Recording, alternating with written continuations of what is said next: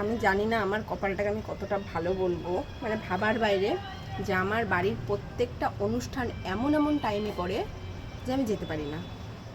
এর আগে বুনুর অন্নপ্রাশন হলো, কোনো রকমে একদিন গিয়ে রাত্রেবেলায় আমি ফেরত এসেছি, মানে প্রচুর জার্নি হয়ে গেছিলো।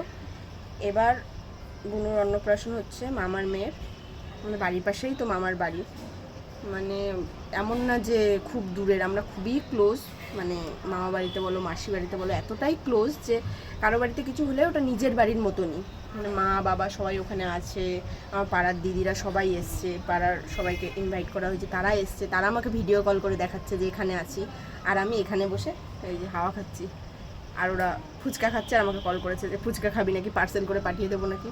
মানে সত্যি বলতে আমার কিছুই বলার নেই, আমার কপালটাই এরকম বলে যে ডেটগুলো ওই টাইমেই পড়ে। আমার জন্য ডেট পেছানো হলো যে হয়তো এই মাসে পড়লে যেতে পারবো, কিন্তু ভোটের জন্য তো ছুটি বন্ধ, এখন তো যাওয়া কোনোভাবেই পসিবল না, সেটা আমার মাথায় ছিল না। আমি ভেবেছি হয়তো ভোট পার হয়ে গেলে যেতে পারবো, কিন্তু ছুটি তো বন্ধ, এখন তো যাওয়া যাবেই না। আর প্রত্যেকটা অনুষ্ঠানই এই টাইমে পড়ে। বাড়িতে যখন গোপাল পুজো হলো সবাই বাড়িতে ইনভাইটেড, আমি নেই বাড়িতে।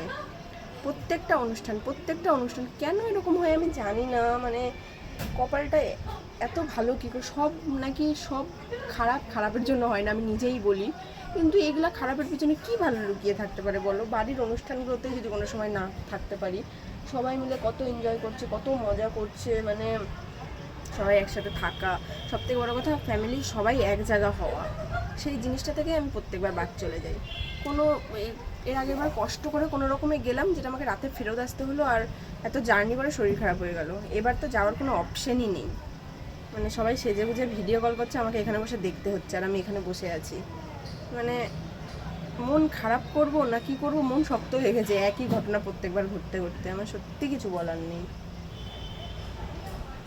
বাড়ির থেকে দূরে থাকার কষ্ট এখন ফিল করছি, যে বাড়ির কোনো অনুষ্ঠানেই থাকতে পারি না, কোনো কিছুতেই থাকতে পারি না।